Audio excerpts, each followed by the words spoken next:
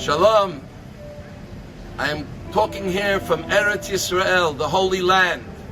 I just spent a few days soaked in our Holy Land, soaked with the tremendous feeling of unity, the tremendous feeling of Jewish pride, the tremendous feeling of resilience, the tremendous feeling of courage and braveness, where we met every part of society. And in my blog you can read a lot more of what we saw in detail. This was a very uplifting week. And in this Shabbat we read the portion of Pekudei. And Pekudei is the last portion of the book of Shemos, the book of Exodus. And it's also the closing portion of the temple, of the great mitzvah. The central mitzvah of Jewish life is that to make a temple for God, a sanctuary. And it's told to us in 3 parts, 5 portions in 3 parts. The first 2.5 portions talk to us about how God told Moses all the details to repeat to the Jews. Then the 4th portion, it talks about how Moshe repeated these commandments to the Jewish people. And then in the final portion, Pekudei, it talks about how God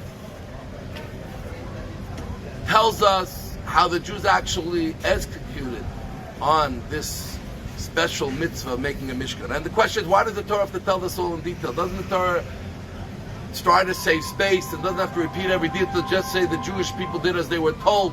But we are told that to make a Mishkan, to follow what God wants in detail, and to follow it fully and completely, and with great excitement and motivation and joy, this is a great feat.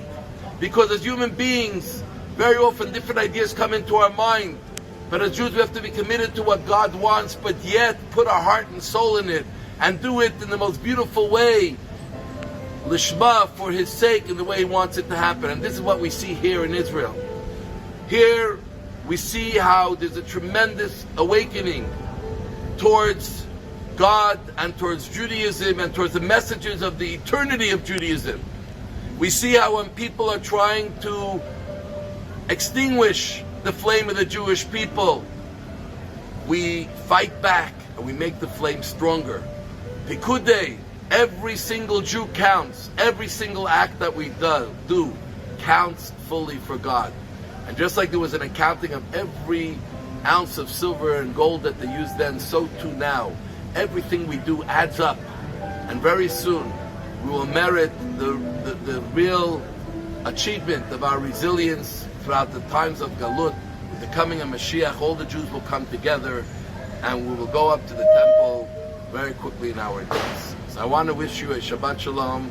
God bless you. We love you all. Candlelighting time in Montreal, 6:42 p.m.